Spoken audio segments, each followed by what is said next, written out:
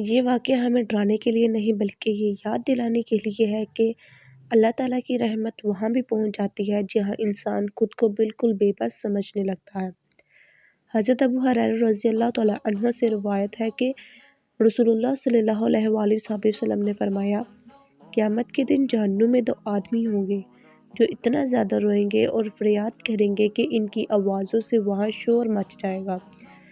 ان کا رونا اس بات کی علامت ہوگا کہ وہ اللہ تعالیٰ سے مایوس نہیں ہوئے تھے بلکہ اس کی رحمت کی امید دل میں لیے ہوئے تھے۔ اللہ تعالیٰ ان کی فریاد سن کر ان پر رحم فرمائے گا اور دونوں کو جہنم سے باہر نکال لے گا۔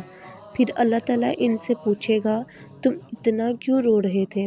وہ دونوں عرض کریں گے، اے ہمارے رب، ہم تیری رحمت کی امید میں رو رہے تھے۔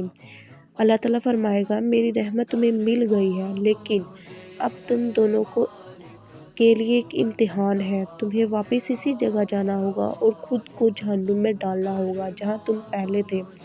دونوں آگے بڑھتے ہیں مگر یہاں ان کے راستے جدا ہو جاتے تھے۔ ایک آدمی اللہ تعالیٰ کے حکم کو سنتے ہی بغیر کسی سوال کے فوراً عمل کرتا ہے اور خود کو جہنم میں ڈال دیتا ہے۔ اللہ تعالیٰ اس کی کامل اطاعت دیکھ کر جہنم کی آگ اس کے لیے ٹھنڈی کر دیتا ہے اور اسے کوئی نقصان نہیں پہنچتا کیونکہ اس نے اپنے رب کے حکم پہ ذرا سی بھی کمی نہیں کی۔ دوسرا آدمی وہیں رک جاتا ہے اور خود کو جہنم میں نہیں ڈالتا۔ اللہ تعالیٰ اس سے پوچھتا ہے، تم نے میرے حکم پر عمل کیوں نہیں کیا؟ وہ عرض کرتا ہے، اے اللہ، مجھے تیری رحمت پر پورا یقین تھا۔ میں نے سوچا کہ جب تو نے ایک بار اپنی رحمت سے مجھے جہنم سے نکال لیا ہے تو دوبارہ مجھے اس میں داخل نہیں کرے گا۔ اللہ تعالیٰ اس کے دل کا حال جانتا تھا۔ یہ نافرمانی نہیں تھی بلکہ اللہ تعالیٰ کی رحمت پر مکمل بھروسہ اور حسن ظن تھا۔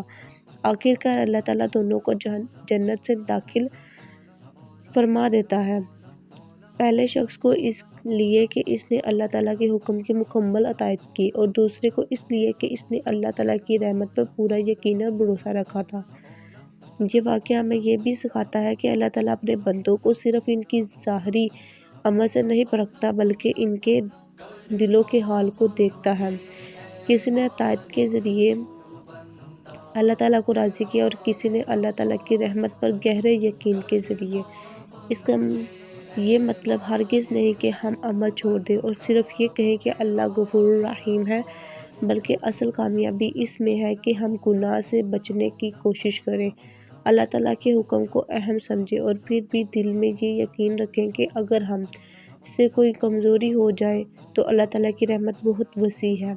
یہ واقعہ ہمیں توازن سکھاتا ہے، نہ اتنا خوف کہ انسان مایوس ہو جائے اور نہ اتنی امید کہ انسان گناہوں میں بے فکر ہو جائے، بلکہ ایک سچا مومن وہ ہے جو اللہ تعالیٰ کے سامنے جھکا بھی رہے اور اس کے حکم پر چلنے کی کوشش بھی کرے اور ہر حال میں اس کی رحمت سے اچھا گمان بھی رکھے۔